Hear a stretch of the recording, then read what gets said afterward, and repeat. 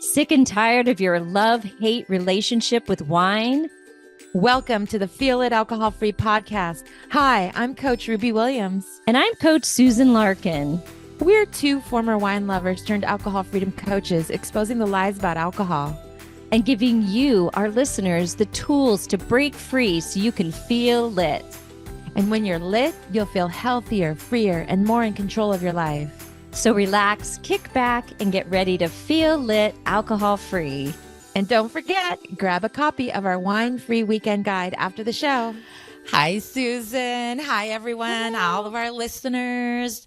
We have a little chit chat about stress was my main reason for drinking, stress and anxiety. And, yeah, I know you relate too. So, Yep. Let's kick things off with our first question. And this came from a podcast review. So cool, from Goody Two Shoes. Yeah, I'll just read out the question. It's such a good question. So now I'm back at a new job that is out of my comfort zone. And it's exactly what I wanted, though. I'm really working to continue to stay present with my family. But what do you do now to cope with the anxiety in the evening without a drink? Yeah, that was me. What do you think, Susan? Yeah, me too.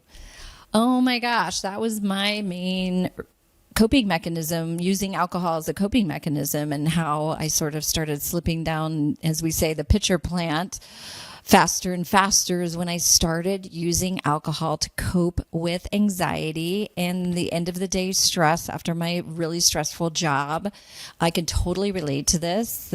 My job was out of my comfort zone, but something that I also wanted. And, but I kind of just got into this mindset of like, ooh, coffee in the morning, wine in the evening, and got into that habit of closing my day, getting home. Same. And also when she's saying she wants to be present with her family, I kind of used alcohol as that transition. It's like, to de-stress, to then be able to be with my family, to have dinner with the kids, to cook dinner, to go from my one job to the next job, which is being a mom, right? And just so hard. But the thing that really turned things around for me, like she says, what do you do now to cope with the anxiety in the evening, was just really, again, learning the science behind the fact that alcohol does not help with anxiety. In fact, there's lots of posts on Instagram and stuff like that say, drinking for anxiety is like pouring alcohol on a fire. It actually creates anxiety in your body. I mean, momentarily, the first 20 minutes, alcohol is a depressant. And so it does numb your brain and numb like your whole system. So it does feel like it brings down the anxiety. But then, because alcohol is also a stimulant, it stimulates your body, and cortisol and adrenaline are poured in to counteract the downness from downness. That's a scientific term. The downness that you get from alcohol. So when it depresses you, your body, to maintain homeostasis, starts pouring in the chemicals to actually bring you out of that depressant. And those chemicals, again, are cortisol and adrenaline. I think we all know how we feel when we have adrenaline, right? And that is what then creates things like what I would say anxiety when you wake up the next morning and you just feel more anxious. So we get into this drink cycle on a daily basis where actually our drinking for anxiety is actually to relieve the anxiety that is being caused by drinking. And so it's just like insanity, right? Right. So once I learned that, oh my gosh, it just helped me to be able to make a different choice and just go, I'm not going to choose to drink to deal with my end of the day anxiousness. And so she's saying, what do you do? Yeah. So we can go into some of our tactics, later on. But how about you? Yeah, Ruby? I wanted to paint. Yeah, I wanted to paint a picture because for me, you describe it exactly like it was for me too. Like I had a stressful job. corporate job, and I would use alcohol as a coping tool for my anxiety and stress. But what it felt like for me, and maybe, first of all, I want to say, goody two shoes, that just even asking the question is you have awareness and curiosity, and that is such a good place to be at first. But I want to share like my story in terms, this is kind of a fun story. Like picture this. You're every day, it felt like every single day I had this like chronic anxiety, stress, even almost in a depression, like it was like a vibration in my body that felt very dark and heavy and negative. And it was just like chronic, always there. And so I was seeing a therapist for years and years and years. I believe in therapy. And I remember filling out the intake form. It's like a survey to go to my therapist's office. And they would have like between 1 and 10, rate your anxiety, rate your stress, rate your depression or sadness. And I always, when I was drinking, it was always like a 9 or a 10. It was always just so high. That feeling was in my body. And I remember at about 10 months alcohol free, I took the same survey and I'm looking at it. I mean, just picture yourself looking at this survey and going, and realizing without alcohol in my system, I could put like a 1 or a 2 on stress, anxiety, depression. It was so real to me when I saw that survey, because you can kind of compare yourself and your journey, because, people say, yes, the science says it proves that, you create more anxiety to drink. But when I really looked at that survey, I was able to say, yes, it's true. So you have to, find your own truth too, like get curious, aware. And then the other part of your question is about staying connected to family. And I love to just like, what do I really need right now? I love to ask myself that. And for me, a lot of times when I have stress, I need to move my body. And to me, that it's you might have heard something called a stress cycle, but you kind of build up your stress and then you can release it. It's almost like, picture a dog that like shakes before it goes outside to go. I call it like the shaking dog. Like it'll shake before it eats dinner. It'll shake before it goes inside. It's kind of like, how would you shake, if you want to use that as an example? And you might want to jump up and do a little dance around the living room, but release that stress. And oftentimes, at least for me, it's moving my body, maybe taking the kids out for a walk, going outside. Yeah. So what do you think about that, Susan? Yeah. I love that. Stress doesn't go away either. Like yesterday, my day was just a dumpster fire. And I actually even had the thought, I'm alcohol free almost 4 years now. And sometimes I rate my day based on like, if I were drinking, how much I would drink. And yesterday I was like, oh, today was a 2-bottle day. Like, wow, thank God I'm not drinking, because I would have gone home and just downed the wine because it was just such a bad day. But I also realized that I can choose to so when I was drinking, I think I would keep that anxiety going. I would keep this day really sucked, I'd drive home like a crazy person, like waiting to get to that wine, right? And so that kept the stress going. In fact, it almost inflamed it, right? Because it was like, I was going to get to that drink and I needed a drink to deal with the stress. And I realized, I'm not going to drink, so I don't drink. And I realized I have a choice. I can either hold on to the stress or I can just let it go and go, yeah, today was kind of a sucky day. I'm going to let it go. What do I need to do? Like you said, Ruby, what do I need in order to complete the stress cycle, to get that stress out of my body?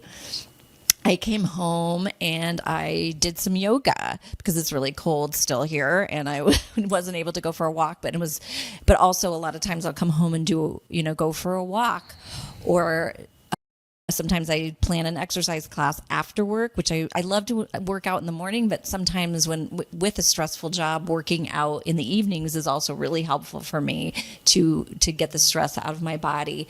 And I noticed also, like you said, that go for a walk with your family, because Goody Two Shoes was looking for a way to stay connected to the family. And so including your kids in whatever you're doing to kind of do that transition from work to home. Like every night when we come home, we have a 1-song dance party in the kitchen before we cook dinner. Or now it's getting lighter out. So maybe the whole fam, I don't know how old Goody Two Shoes' kids are, but like you put all the kids in a wagon and you go around the block a couple times.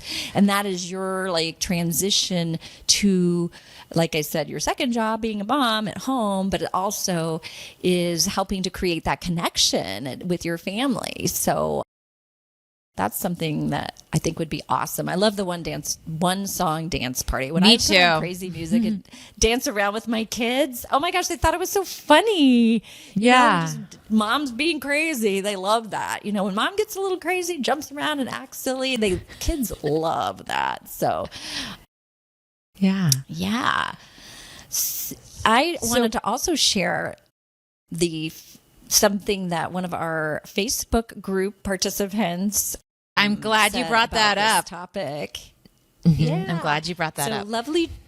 lovely Joan. I gotta say, if you're not in our Feel It podcast Facebook group, head on over there, because we have some amazing people in there. And Joan, actually, I said, hey, I posted what Goody Two Shoes put in the comments and said, hey, let's crowdsource here. What are your thoughts? And Joan answered, and Joan is somebody that has coached with Ruby, and your coaching served her well because she has such awesome things to say here.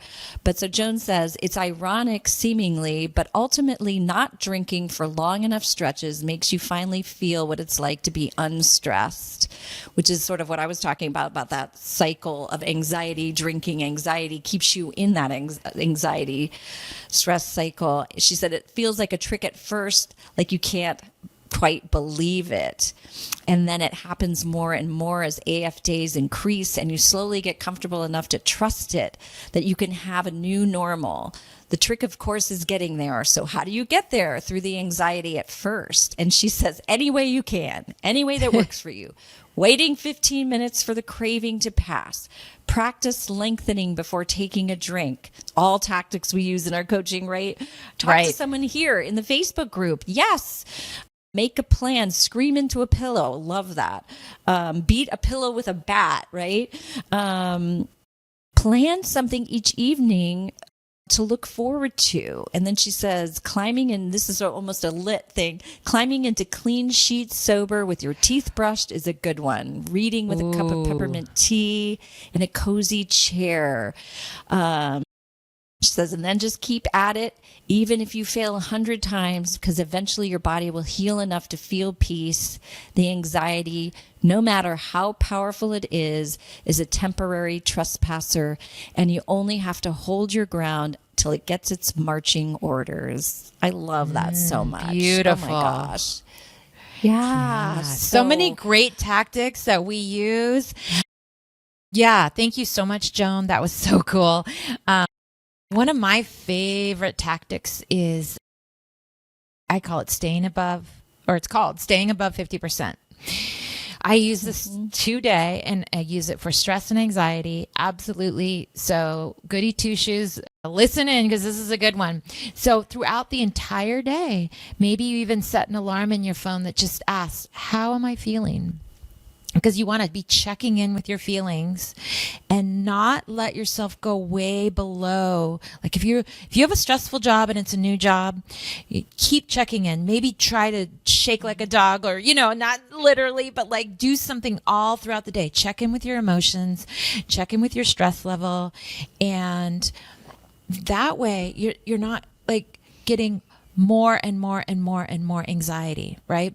You want to nip it in the bud, so to speak, earlier on. Like, what can you do if you're starting to feel more anxious? What do? Release that stress style. Maybe go for a little walk to the water cooler. Do something. And I love movement. Little quick dance party in the bathroom. I don't know. But yeah, you stay above 50%. It's so you don't keep letting yourself get down. And above 50% doesn't mean you're like super happy, screaming like, I'm so happy. It just means you're above, meaning you're feeling either focused, maybe calm again. And then another thing that I do, if you're in a real, like having maybe a panic attack, like actually in severe, that like really high anxiety level, take a couple deep breaths, I put my hands right here on my chest and say, I am loved, I am safe, I'm okay. And right now when I did that, it just brought me right down. It puts you right into the present moment. And you can repeat that. I am loved, I am safe, and I'm okay. And hopefully if you're having like an acute anxiety attack, that can be something that's helpful. Yeah. So those are some tactics. That. Yeah. I love that. Yeah. Staying above 50%. Yes. A protein snack around 3 p.m. can really help with the 5 p.m. cravings as well. And making sure you take a break. I know I work and I don't take breaks. And I know if I feel so much different if I just take a 10-minute, even just walk. There's like a little, I walk around the block at work and come back. Or if I'm working from home, I walk around the short circle at, in my neighborhood, and just that 10 minutes and then just come back and you're more regroup. I notice how different I feel at the end of the day if I've just taken that 10 minutes to take a break, get some fresh air. And I just, sometimes I have to force myself away from my desk, but you're even more productive in the afternoon. So it really does help your work productivity as well. So it doesn't do you any good to stay chained to your desk and just keep pushing through, really. Exactly. You need to take breaks. So, yeah. Wow. Well, we were talking before this episode that there's so many tactics around stress and anxiety. So we will be doing probably more episodes in the future around this topic because it's really one of the coping tools for one of the main, I would say the main reason I drank was to just relieve stress after a hard work day. So goody two shoes, you are not alone in this. We feel ya. And there's just all these other ways that you can learn. You kind of have to relearn how to deal with anxiety and move through anxiety. No, it's temporary. So, well, this is the time I'm going to segue to my favorite time, because I love to talk about what are we doing lit today. And we're, so Susan, what are you doing lit, these days? Yeah. So I started, once I became alcohol free, and I started setting an intention for my day, and I was using a planner, and I would just write in the planner every morning in my quiet time, in my morning routine, setting a feeling intention for the day. Like today I want to feel joy. That was the day that I had to hug a tree. The day that we talked about joy, remember I said I had so much joy I had to hug a tree. I was like, wow, this stuff really works. So also, like, for example, I'll say, I want to feel empowered today. I want to feel calm. I want to feel connection, or I want to feel productive, or I want to feel more grounded.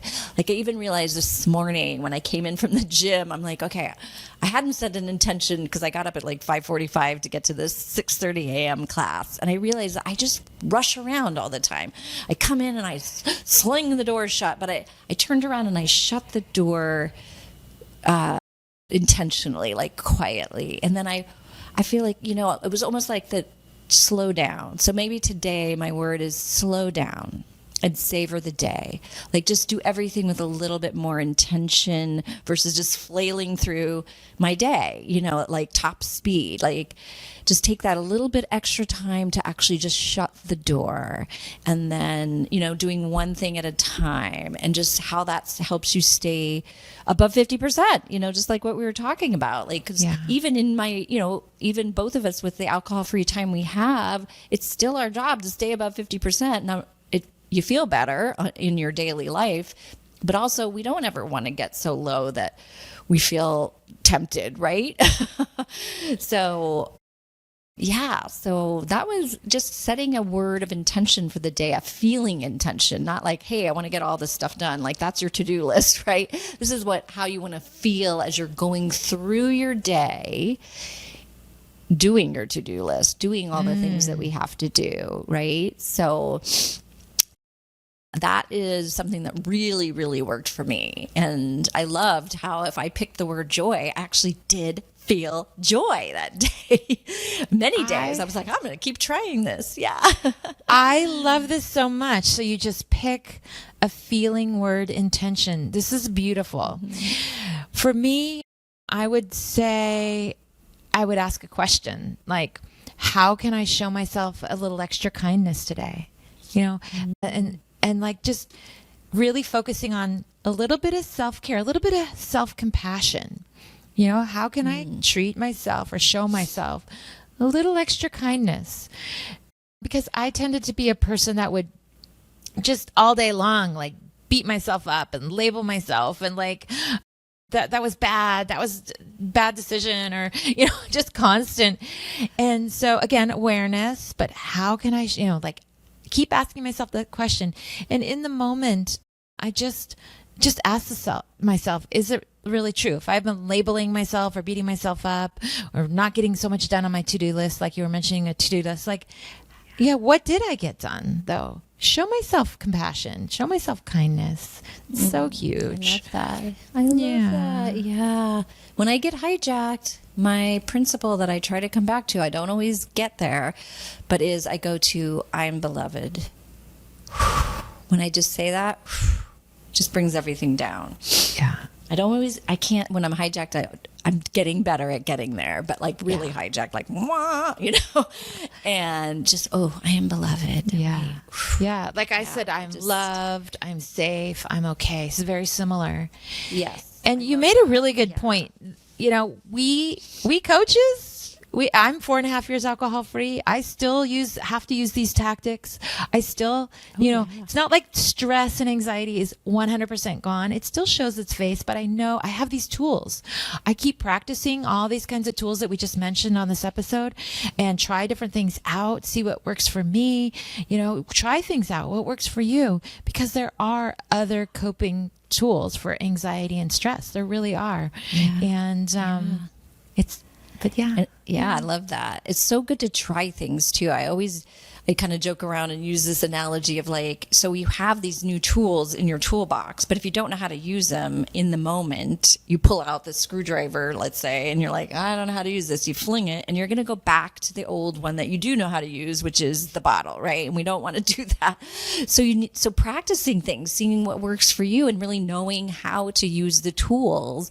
Just pick a tool that you're going to use and use it for 1 week and say, okay, this week I'm going to do one song dance party and see how does that work for me? Does it not? And don't beat yourself up if it doesn't work for you. I remember, people talk a lot about taking baths. And so I tried baths and I'm not a bath person, whatever. Okay. But I was like beating myself up about that. Like, how come I don't like baths? What's wrong with me? This works for other people. It's like, well, who cares? It's fine. I don't like baths. Baths don't work for me. The end, one song dance party does. That may not work for you. Maybe you want to go for a walk, maybe yoga, try all the different things and then have your little toolbox. Listen within, and it's maybe something, it's more likely it's something we haven't even talked about, and it's something that you get to discover. Like, what else? Listen within, ask yourself, what do I really need right now to relieve this anxiety? And see what you come up with, So I just love this topic. So we'll have to do it again because it's so good. Yes, there's so many more tactics we can talk about and so many different stressful situations, not just, end of the day, although that is a big one. And I think that a lot of people will really relate. So we're so thankful for this question. And I hope that more and more of you ask us questions either in the Facebook group or in your review of the pod, and we would love it so much if you would review the pod. That would be so helpful. Thank you. So please join the Feel Lit Alcohol Free Facebook group. It's a really cool community, and we are going to go live occasionally too. I want to mention that. All right. Yeah. Thank you for listening. Okay. Yay, bye. Bye. Thanks so much for listening to Feel Lit Alcohol Free Podcast. Do you have a question you'd like us to answer on the show? All you need to do is head over to Apple Podcasts and do two simple things. Leave a rating and review telling us what you think of the show, and in that review, ask us any questions you have about breaking free from wine or living an alcohol-free lifestyle. That's it. Then tune in to hear your question answered live. Don't forget to grab your copy of A Wine-Free Weekend at www.feelitpodcasts.com. And remember, do something today that will help you feel lit. See you next time.